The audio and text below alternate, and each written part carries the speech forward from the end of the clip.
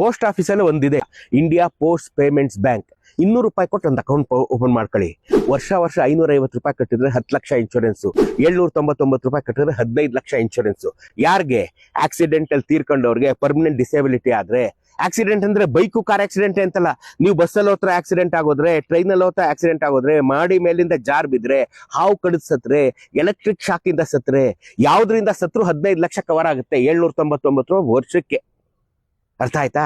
ಅದಾದ್ಮೇಲೆ ನಿಮ್ಗೆ accidental reimbursement ಇದೆ. ಬೈಕ್ ಆಕ್ಸಿಡೆಂಟ್, ಕಾರ್ ಆಕ್ಸಿಡೆಂಟ್ ಆಯ್ತು, 1 ಲಕ್ಷದೊಳಗಡೆ ನೀವು ಅದನ್ನ ಕ್ಲೇಮ್ ಮಾಡ್ಕೋಬಹುದು. ನೀವು ಸಣ್ಣ ಪುಟ್ಟ ಆಕ್ಸಿಡೆಂಟ್ ಆಗಿ ನೀವು ಹಾಸ್ಪಿಟಲ್ ಟ್ರೀಟ್ಮೆಂಟ್ ತಗೊಂಡಿದ್ರೆ 1 ಲಕ್ಷದೊಳಗಡೆ ನೀವು ಕ್ಲೇಮ್ ಮಾಡ್ಕೋಬಹುದು.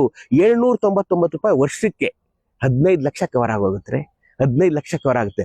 ಬೇಡ ಅಂದ್ರೆ 550 ರೂಪಾಯಿ ವರ್ಷ ಕಟ್ಟಿದ್ರೆ 10 ಲಕ್ಷ ನಿಮಗೆ ಕವರ್ ಆಗುತ್ತೆ.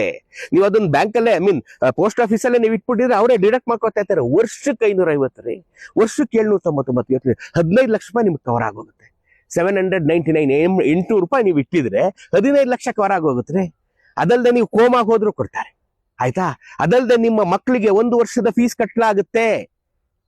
1 ಲಕ್ಷ, ಒಂದು ವರ್ಷದ ಫೀಸ್ 1 ಲಕ್ಷದೊಳಗಡೆ ಇದ್ರೆ ಮಕ್ಳಿಗೆ 2 ಮಕ್ಳಿಗೆ ಫೆಸಿಲಿಟಿ ಇದೆ.